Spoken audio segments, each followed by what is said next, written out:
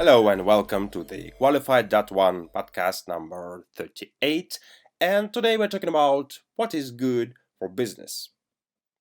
I've come to believe that doing good as a creative or company not only attracts the right people to work for you and with you, but also generates opportunities to engage with great clients. From what I have found, if good is part of your internal DNA, it is reflected and manifests in how you treat your team, your collaborators, your clients, and most visibly, how you market yourself. It is something to be proud of, and when the tough times come, it's a key factor to keeping you at top of mind to your ideal clients and encouraging your team to come together. Utilizing authentic goodness, not simply leading with a cause, but truly owning the driving force behind your decision to align with this perspective is a strong advantage for your design business, reaching and impacting more elements of your operations than you likely realized. By speaking of yourself in terms of goodness, you are aligning yourself with consumers and clients who recognize the value of goodness and creating opportunities to work together. Do you consider yourself a good company? If so, it's time to start talking about it. I believe the foundation of a good company is based on good culture, good work, and good clients. Now, when I'm talking about good here, I am talking about good in a sense of serving others, driving excellence, and conducting your company and your work with integrity. So, what is the good culture? This starts within your culture. The bedrock of an inclusive, team-oriented culture that is able to facilitate the relationships needed for a strong company culture is based on three seemingly simple but paramount questions.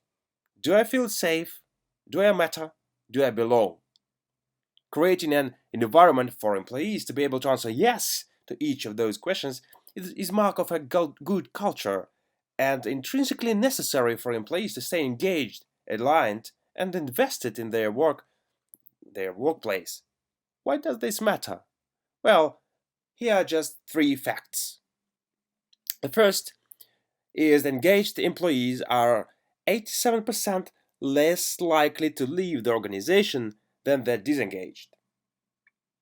Then, highly engaged employees outperform their disengaged colleagues by 20 to 28%. And finally, team member emotional engagement, loyalty, ownership, and focus increases from 67 to 100%.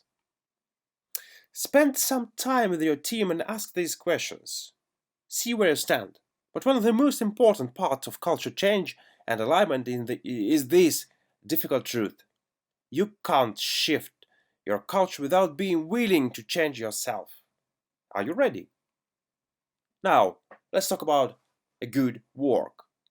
Work takes up 39% or much more of your life. You will likely spend more waking hours with your coworkers or on any given week than with your partner or spouse. You should probably be doing something that matters to you. There are so many ways to do this.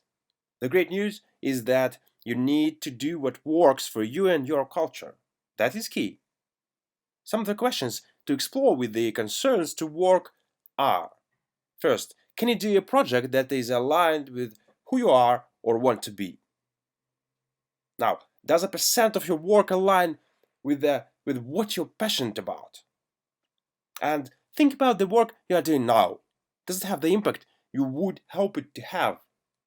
Depending on how you answer will determine the best next steps. So now, good clients. Finally, they play a role in this. How companies and firms select clients is widely varied, and we could spend hours exploring the different approaches and tactics. But let's keep it simple. Do you have criteria for how you select your clients?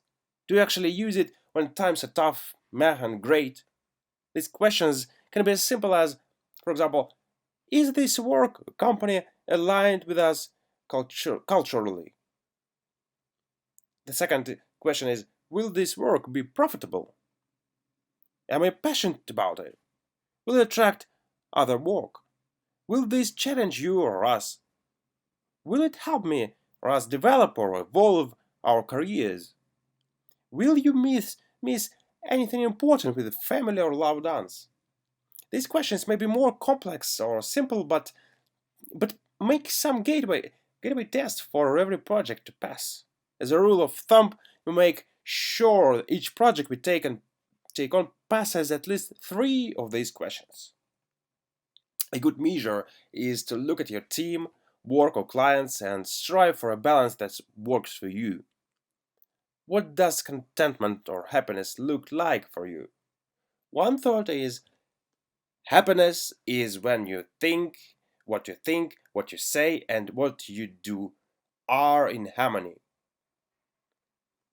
Mahatma Gandhi said this.